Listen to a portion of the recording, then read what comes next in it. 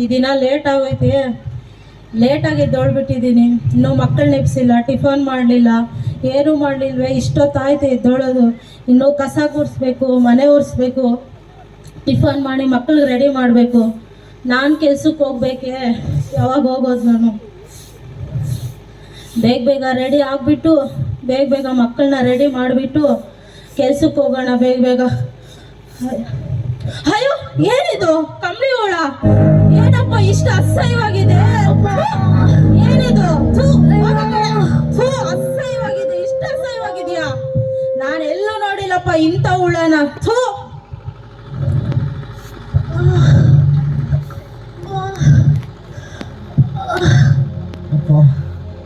ಯಾಕೋ ಹೊಟ್ಟೆ ತುಂಬಾ ಹಸಿತಾ ಇದೆ, ತುಂಬಾ ಹಸಿತಾ ಇದೆ.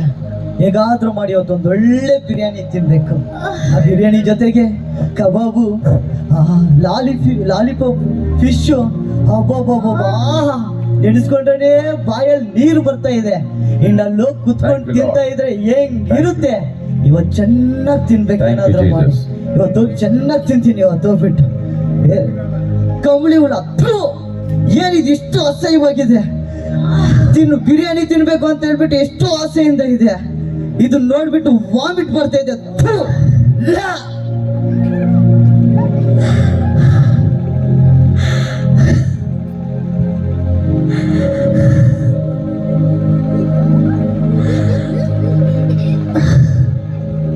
ಸೀರೆ ಎಷ್ಟು ಚೆನ್ನಾಗಿದೆಯೋ, ನನ್ನ ಜಡೆ ತುಂಬಾ ಚೆನ್ನಾಗಿದೆ, ನನ್ನ ವಾಲೆ ಸೂಪರ್, ಎಷ್ಟು ಚೆನ್ನಾಗಿದೆ ಅಂದ್ರೆ ಅಷ್ಟು ಚೆನ್ನಾಗಿದೆ. ನಾನು ಇಷ್ಟು ಚೆನ್ನಾಗಿ ರೆಡಿ ಆಗಿದ್ದೀನೋ, ಇಷ್ಟು ಚೆನ್ನಾಗಿ ನಮ್ಮ ಹಸ್ಬೆಂಡ್ ನೋಡಿದ್ರೆ ತುಂಬಾ ಸಂತೋಷ ಪಡ್ತಾರೆ. ನಾನು ಒಡೆ ನೋಡು, ಸೂಪರ್ ಆಗಿದೆ. ನನ್ನ ನೈಲ್ ಪಾಲಿಶು ತುಂಬಾ ಚೆನ್ನಾಗಿದೆ. ಇಷ್ಟು ಚೆನ್ನಾಗಿ ರೆಡಿ ಆಗಿದ್ದೀನಿ. ಹೋಗಿ ನಮ್ಮ ಹಸ್ಬೆಂಡ್ ತೋರಿಸಿದ್ರೆ ಅವ್ರು ಎಷ್ಟು ಖುಷಿ ಪಡ್ತಾರೋ. ಫಸ್ಟ್ ಹೋಗಿ ನಮ್ಮ ಹಸ್ಬೆಂಡ್ ತೋರಿಸ್ಬೇಕು. ನನ್ನ ಕಾಲ್ಗಜ್ಜೆ ತುಂಬಾ ಚೆನ್ನಾಗಿದೆ. ಲಾ ಲಾ ಲಾ ಲಾ ಲಾ ಲಾ ಲಾ ಲಾ ಲಾ ಲಾ ಲಾ ಲಾ ಲಾ ಲಾ ಲಾ ಲಾ ಲಾ ಲಾ ಲಾ.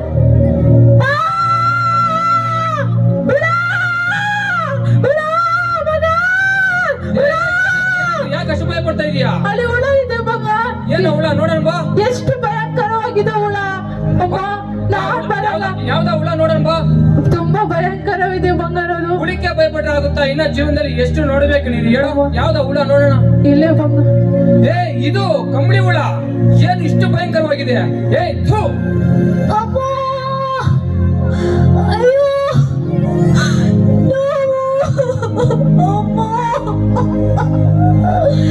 ಅಯ್ಯೋ,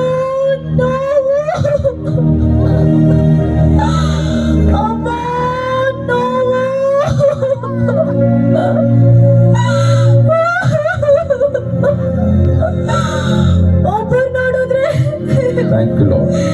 ನನ್ನ ಕಸ ತರ ಕೂಡಿಸ್ಬಿಟ್ರು. ನನಗೂ ಕಸಕ್ ವ್ಯತ್ಯಾಸನೇ ಇಲ್ವಾ? ಇನ್ನೊಬ್ಬರು ನೋಡಿದ್ರೆ ನನ್ನನ್ನ ನೋಡಿ ಅಸಹ್ಯ ಪಟ್ಕೊಂಡು ಊಟ ಮಾಡೋದನ್ನೇ ಬಿಟ್ಬಿಟ್ರು. ನಾನು ಅಷ್ಟು ಅಸಹ್ಯವಾಗಿದ್ದೀನ. ಇನ್ನೊಬ್ಬರು ನೋಡಿದ್ರೆ ನನ್ನ ನೋಡಿ ಎದ್ರುಕೊಂಡು ಭಯ ಪಟ್ಕೊಂಡು ಓಡೋಗ್ಬಿಟ್ರು. ನಾನು ಅಷ್ಟು ಭಯಂಕರವಾಗಿದ್ದೀನ. ಅಯ್ಯೋ,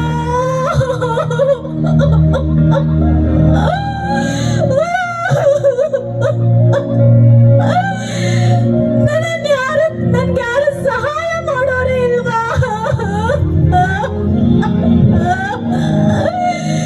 ನನ್ನನ್ನು ಯಾರು ಮೇಲೆ ತೋರೇ ಇಲ್ವಾ? ನನ್ನನ್ನು ಯಾರು ಪ್ರೀತಿ ಮಾಡೋರೇ ಇಲ್ವಾ?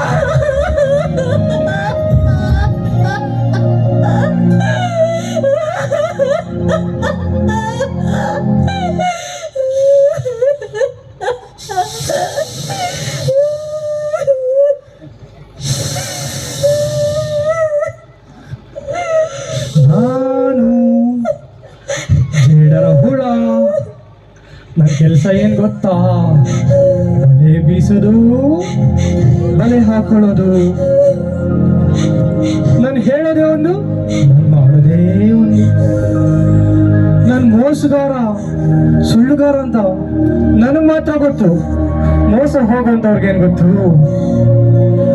ನಾನು ತೃಪ್ತಿಪಡಿಸೋ ಥರನೇ ಮಾತಾಡ್ತೀನಿ, ಆದ್ರೆ ಅವ್ರಿಗೆಲ್ಲ ನನಗೆ ಮಾತ್ರನೇ ತೃಪ್ತಿ. ನಂದು ಒಂದೇ ಗುರಿ, ದೇವರು ನಿಮ್ಮ ಮೇಲಿಟ್ಟಿರುವಂತ ಯೋಜನೆಗಳನ್ನು ಹಾಳು ಮಾಡೋದು. ನನಗೆ ಸಂತೋಷ ಎಲ್ಲಿ ಸಿಗುತ್ತೆ ಗೊತ್ತಾ?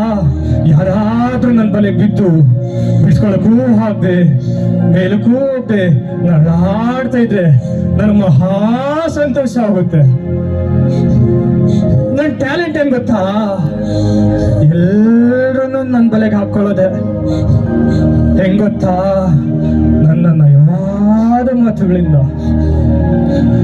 ಅವರು ನನ್ನನ್ನು ಇನ್ವೈಟ್ ಮಾಡೋದೇ ಬೇಡ, ನಾನೇ ಅವ್ರು ನೋಡ್ಕೊಂಡು ಹೋಗ್ತೀನಿ. ಒಂಚೂರು ಜಾಗ ಕೊಟ್ರೆ ಸಾಕು, ಈ ಮಿಕ್ಕಿದೆಲ್ಲ ನಾನೇ ನೋಡ್ಕೊಂತೀನಿ. ನಾನು ಹೆಂಗ್ ಗೊತ್ತಾ? ಗರ್ಜಿಸುವ ಸಿಂಹದೋಪಾರಿಯಲ್ಲಿ ಯಾರನ್ನು ನುಂಗ್ಲಿ ಅಂತ ಕಾಯ್ತಾ ಇರ್ತೀನಿ. ಯಾರು ನನಗೆ ಸಿಕ್ಕರೆ ನನ್ನ ಬಲೆಗೆ ಹಾಕೊಂಡ್ಬಿಡ್ತೀನಿ. ಅಯ್ಯೋ, ನನಗೆ ಸಮಯ ಸ್ವಲ್ಪನೇ ಇರೋದು. ಏನಾದ್ರೂ ಮಾಡಿ ಹೋಗಿ ಯಾರನ್ನಾದ್ರೂ ನನ್ನ ಬಲೆಗೆ ಹಾಕೊಳ್ಳೇಬೇಕು. ನನ್ನ ಬಲೆಗೆ ಬೀಳುವಂತವ್ರು ಯಾರಿದ್ದಾರೆ? ನನ್ನ ಬಲೆಗೆ ಬೀಳುವಂತವ್ರು ಎಲ್ಲಿದ್ದಾರೆ? ನನ್ನ ಬಲೆಗೆ ಬೀಳುವಂತವ್ರು ಯಾರಿದ್ದಾರೆ? ಎಲ್ಲಿದ್ದಾರೆ? ಅಯ್ಯೋ, ಸಮಯ ಆಗೋಗ್ತಾ ಇದೆ.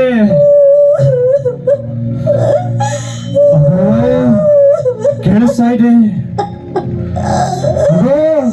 ಕೇಳಿಸ್ತಾ ಇದೆ. ನಿಮಗ್ ಕೇಳಿಸ್ತಾ? ನನಗೆ ಕೇಳಿಸ್ತಾ ಇದೆ. ನಿಮಗ್ ಕೇಳಿಸ್ತಾ? ನನಗೆ ಕೇಳಿಸ್ತಾ ಇದೆ.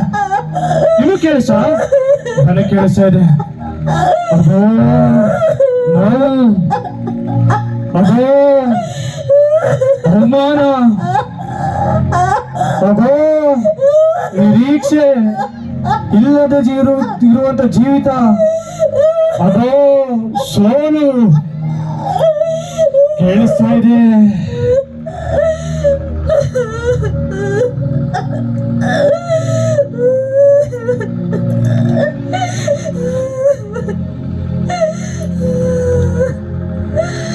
ಯಾಕೆ? ಏನಾಯ್ತು? ಯಾರು ನಿನ್ನನ್ನು ಪ್ರೀತಿಸೋರಿಲ್ವಾ? ನಾನು ನಿನ್ನನ್ನು ಪ್ರೀತಿ ಮಾಡ್ತೀನಿ. ಯಾರು ನಿನ್ನ ಮೇಲೆ ಕಿತ್ತೋರಿಲ್ವಾ? ನಾನು ನಿನ್ನ ಮೇಲೆ ಕಿತ್ತೀನಿ. ಎಲ್ಲರೂ ನಿನ್ನನ್ನು ತಿರಸ್ಕಾರ ಮಾಡ್ತಾರ? ನಾನು ಯಾವತ್ತೂ ನಿನ್ನನ್ನು ತಿರಸ್ಕಾರ ಮಾಡಲ್ಲ. ನಾನು ನಿನ್ನನ್ನು ಪ್ರೀತಿಯಿಂದ ಸೇರಿಸ್ಕೊಂತೀನಿ. ನನ್ನ ಪ್ರಪಂಚ ವಿಶಾಲವಾಗೈತೆ, ಹೇಗೆ ಬೇಕಾದ್ರೂ ಇರ್ಬೋದು. ನೋಡು, ನನ್ನಲ್ಲಿ ಕ್ರಮ, ನಿಯಮ, ಆಜ್ಞೆ ಇವೇನೂ ಇಲ್ಲ. ಇಷ್ಟ ಬಂದಂಗಿರ್ಬೋದು. ಯಾರು ನಿನ್ನ ಟ್ಯಾಲೆಂಟೇ ಗೊತ್ತಿಲ್ವಾ? ನಾನು ನಿನ್ನ ಘನತೆ ಕೊಡ್ತೀನಿ. ನೆಲದ ಮೇಲಿದ್ರೆ ತಾನೇ ಈ ಕಷ್ಟ. ಬಾ ನನ್ನ ಜೊತೆಲಿ, ಬಾ ಕುತ್ಕೋ. ನಿನಗೆ ಒಳ್ಳೆ ಸ್ಥಾನ, ಮಾನ, ಘನತೆ, ಗೌರವ ಕೊಡ್ತೀನಿ. ಕುತ್ಕೋ, ನಿನ್ನೆಲ್ಲರಿಗೂ ಪರಿಚಯ ಮಾಡ್ತೀನಿ. ಕುತ್ಕೋ.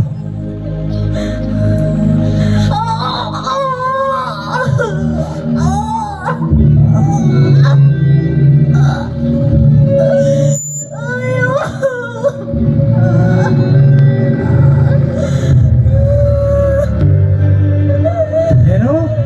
ನಿನಗೆ ಸ್ಥಾನ ಬೇಕಾ? ನಿನಗೆ ಮಾನ ಬೇಕಾ? ನಿನಗೆ ಘನತೆ ಬೇಕಾ?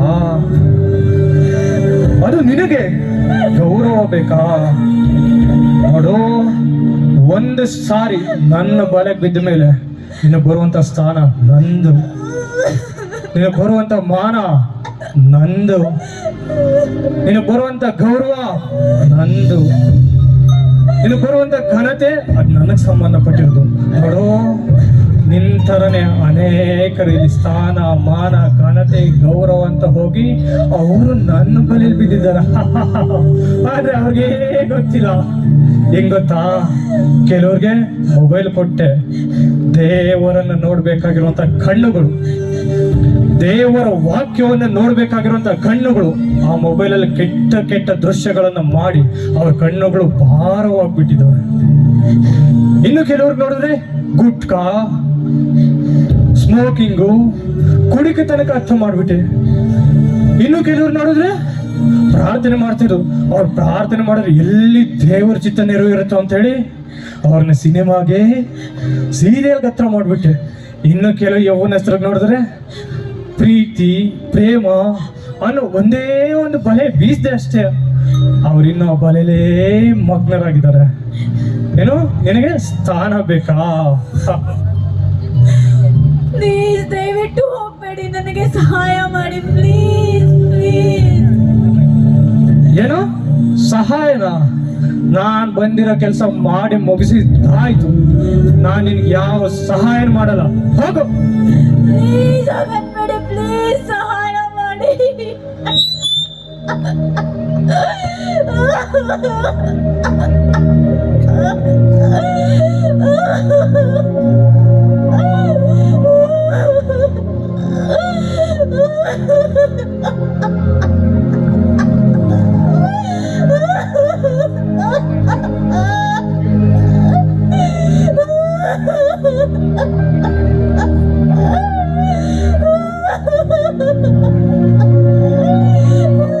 ನೋಡು, ಯಾಕೆ ಅಷ್ಟೊಂದು ಬರ್ತಾ ಇದೆಯಾ?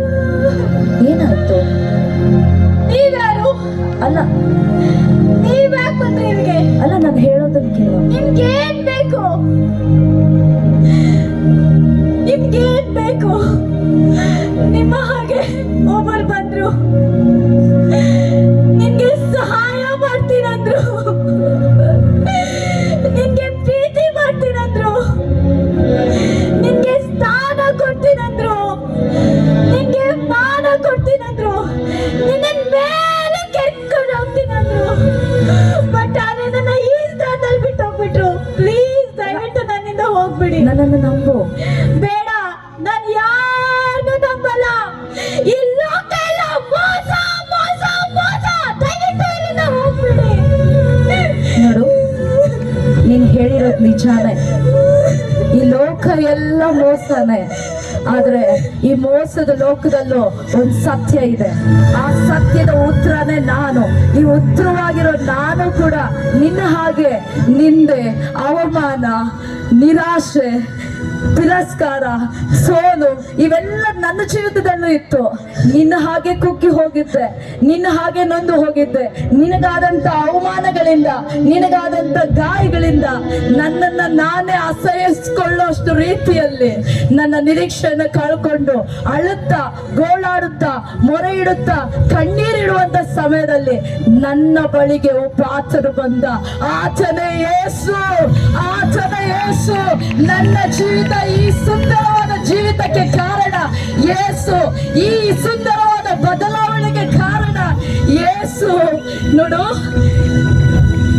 ಇಷ್ಟು ದಿವಸ ಈ ಕೆಳಗಡೆ ಇರುವಂತ ಅನುಭವವನ್ನೇ ಅನುಭವಿಸಿದ್ಯಾ? ಒಂದು ಸಾರಿ ಕ್ರಿಸ್ತನ ಆಶ್ರಯಕ್ಕೆ ಬಾ, ಆ ಯೇಸುವಿನ ಆಶ್ರಯಕ್ಕೆ ಬಾ. ನೋಡು, ನೀನ್ ಅನ್ಕೊಂಡಿದ್ಯಾ ನಿನ್ ಜೀವಿತ ಈ ಸೋಲಲ್ಲೇ ಮುಕ್ತಾಯಗೊಳ್ಳುತ್ತೆ, ನಿನ್ ಜೀವಿತ ಈ ಕಣ್ಣೀರಲ್ಲೇ ಮುಕ್ತಾಯಗೊಳ್ಳುತ್ತೆ, ನಿನ್ ಜೀವಿತ ಈ ಅವಮಾನದಲ್ಲೇ ಮುಕ್ತಾಯಗೊಳ್ಳುತ್ತೆ ಅಂತ. ನಿನ್ನ ಹಾಗೆ ಇಲ್ಲಿ ಅನೇಕರು, ಅವ್ರಿಗೆ ಗೊತ್ತಿಲ್ಲ, ಅವ್ರ ನಿರೀಕ್ಷೆಯನ್ನ ಕಳ್ಕೊಂಡಿದ್ದಾರೆ. ನಮ್ಮ ಜೀವಿತ ಇಷ್ಟೇ, ನಮ್ಮ ಜೀವಿತ ಈ ಪಾಪದಲ್ಲೇ ಮುಕ್ತಾಯಗೊಳ್ಳುತ್ತೆ, ನನ್ನ ಜೀವಿತ ಈ ಸೋಲಲ್ಲೇ ಮುಕ್ತಾಯಗೊಳ್ಳುತ್ತೆ, ನನ್ನ ಜೀವಿತ ಈ ಅವಮಾನದಲ್ಲೇ ಮುಕ್ತಾಯಗೊಳ್ಳುತ್ತೆ. ಖಂಡಿತ ಇಲ್ಲ. ನಿಮ್ಮನ್ನ, ನಿನ್ನನ್ನ, ನನ್ನನ್ನ ಸೃಷ್ಟಿ ಮಾಡಿದಂತ ಸೃಷ್ಟಿಕರ್ತನಾದ ಯೇಸು ನಿನಗಾಗಿ ಒಂದು ಒಳ್ಳೆಯ, ಉನ್ನತವಾದ, ಸುಂದರವಾದ ಭವಿಷ್ಯತನ್ನ ಇಟ್ಟಿದ್ದಾರೆ. ನಿನ್ನ ಮೇಲೆ, ನಿನ್ನ ಜೀವಿತವನ್ನು ಕುರಿತು ಒಂದು ಒಳ್ಳೆಯ ಉದ್ದೇಶವನ್ನು ಇಟ್ಟಿದ್ದಾರೆ. ನೀನು ಆ ಸುಂದರವಾದ ಉದ್ದೇಶವನ್ನ ನೀನ್ ಕಂಡ್ಕೋಬೇಕಾದ್ರೆ, ಆ ಸುಂದರವಾದ ಭವಿಷ್ಯತ್ತನ್ನ ನೀವು ತಿಳ್ಕೋಬೇಕಾದ್ರೆ ನೀನ್ ಏನ್ ಮಾಡ್ಬೇಕು ಗೊತ್ತಾ? ಯೇಸುವಿನ ಬಳಿಗೆ ಬರ್ಬೇಕು. ಆ ಚರ್ಚ್ ಯೇಸುವಿನ ಬಳಿಗೆ ಬರ್ಬೇಕು. ನೋಡು, ಇಷ್ಟು ಕಾಲ ಎಲ್ರು ನಿನ್ನನ್ನು ತಳ್ಳಿಬಿಟ್ರೇನು, ಆದ್ರೆ ಯೇಸು ನಿನ್ನನ್ನು ತಳ್ಳಿ ಬಿಡೋದಿಲ್ಲ, ನಿಮ್ಮನ್ನ ತಳ್ಳಿ ಬಿಡೋದಿಲ್ಲ. ಯೇಸು ನಿನ್ನನ್ನು ಸೇರಿಸ್ಕೊಳ್ತಾನೆ. ಇಷ್ಟು ದಿನ ಎಲ್ಲರೂ ನಿನ್ನನ್ನ ಕೈ ಬಿಟ್ಬಿಟ್ರೇನೋ, ಆದ್ರೆ ಯೇಸು ಕೈ ಬಿಡುವ ದೇವರಲ್ಲ. ಆತನು ನಿನ್ನ ಕೈಯನ್ನ ಹಿಡಿದು ಮೇಲಕ್ಕೆ ಎತ್ತಿ ನಿಲ್ಲಿಸುವ ಆತನಾಗಿದ್ದಾನೆ. ನೋಡು, ಬಾ, ನಾನು ನಿನ್ನ ಆತನ ಆಶ್ರಯಕ್ಕೆ ಸೇರಿಸ್ತೇನೆ. ಬಾ, ನಾನು ನಿನ್ನ ಯೇಸುವಿನ ಬಳಿಗೆ ಸೇರಿಸ್ತೇನೆ. ಬಾ, ಅಲ್ಲಿ ನಿನ್ನ ಕೇಳಿಸ್ಕೊಳ್ತಾರ. ಖಂಡಿತ ಸೇರಿಸ್ಕೊಳ್ತಾರೆ ನಿನ್ನನ್ನ, ಖಂಡಿತ. ಇಲ್ಲಿ ನೋಡು, ಈ ಲೋಕ ಎಲ್ಲ ತೊರೆದು ಬಿಟ್ರು, ಏಸು ನಿನ್ನನ್ನು ತೊರೆಯೋದಿಲ್ಲ. ಏಸು ನಿನ್ನನ್ನು ಸೇರಿಸ್ಕೊಳ್ತಾನೆ. ನೋಡು, ಇಲ್ಲಿ ಇದೇ ಯೇಸುವಿನ ಆಶ್ರಯ. ಇಲ್ಲೇ ಇರು. ಇಲ್ಲಿ ನಿನ್ನ ಕೆಲಸ ಏನು ಗೊತ್ತಾ? ಪ್ರಾರ್ಥನೆ. ಇಲ್ಲಿ ನಿನ್ನ ಕೆಲಸ ಏನು ಗೊತ್ತಾ? ಆತನ ವಾಕ್ಯ. ಈ ಎರಡಲ್ಲೂ ಇಲ್ಲೇ ಇರು. ತೆಗೆದುಕೋ ಆತನ ವಾಕ್ಯ. ದಿನವೂ ಅದನ್ನು ಧ್ಯಾನಿಸು. ದಿನವೂ ಆತನನ್ನು ನೋಡುತ್ತಾ ಆತನಿಗೆ ಮಾತನಾಡು. ಆತನ ಬಳಿಯಲ್ಲೇ ಇರು. ಆತನ ಬಳಿಯಲ್ಲೇ ಇರು. ನೋಡು, ಹೊರಗಡೆಯಿಂದ ಅನೇಕ ಸ್ವರಗಳು ಬರ್ತವೆ. ಯೇಸುವಿನ ಆಶ್ರಯದಲ್ಲಿರುವಾಗ ಯಾವುದಕ್ಕೂ ಕಿವಿಗೊಡ್ಬೇಡ, ಯಾವುದಕ್ಕೂ ತಲೆ ಹಾಕೋಬೇಡ. ನೋಡು, ಈತನಲ್ಲೇ ಇರು. ಈತನಲ್ಲೇ ಇರು. ಈತನು ನಿನ್ನ ಜೀವಿತವನ್ನ, ನನ್ನ ಜೀವಿತವನ್ನ ಯಾವ ರೀತಿಯಾಗಿ ದೇವರು ಬದಲಾವಣೆ ಮಾಡಿದ್ದಾನೋ, ಆ ಯೇಸು ಬದಲಾವಣೆ ಮಾಡಿದ್ದಾನೋ, ನಿನ್ನ ಜೀವಿತವನ್ನು ಬದಲಾವಣೆ ಮಾಡ್ತಾನೆ. ತಾಳ್ಮೆಯಿಂದಿರು, ದೀನಳಾಗಿರು, ದೀರ್ಘ ಶಾಂತಿಯಿಂದಿರು. ಯಾವುದಕ್ಕೂ ದೇವರು ನಿನ್ನ ಕೈ ಬಿಡುವಂತ ದೇವರಲ್ಲ. ಯಾಕೆ ಗೊತ್ತಾ? ಯಾಕೆ ಗೊತ್ತಾ? ಯೇಸು ಎಲ್ಲವನ್ನು ಸಾಧ್ಯವಾಗುವಂತೆ ಮಾಡುತ್ತಾನೆ. ಯೇಸು ಎಲ್ಲವನ್ನು ಸಾಧ್ಯವಾಗುವಂತೆ ಮಾಡುತ್ತಾನೆ. ನೋಡು, ಗಮನಿಸು. ಒಂದು, ನಿನ್ನ ಜೀವಿತದಲ್ಲಿ ದೇವರ ಸಮಯ ಬರುವ ತನಕ ತಾಳ್ಮೆಯಿಂದಿರು, ತಗ್ಗಿಸಿಕೊಂಡಿರು. ಆತನೇ ನಿನ್ನನ್ನು ಸುಂದರಗೊಳಿಸ್ತಾನೆ. ಏಸು ಎಲ್ಲವನ್ನ ಸಾಧ್ಯ ಮಾಡುತ್ತಾನೆ. ಏಸು ಎಲ್ಲವನ್ನ ಸಾಧ್ಯ ಮಾಡುತ್ತಾನೆ. ಏಸು ಎಲ್ಲವನ್ನ ಸಾಧ್ಯ ಮಾಡುತ್ತಾನೆ.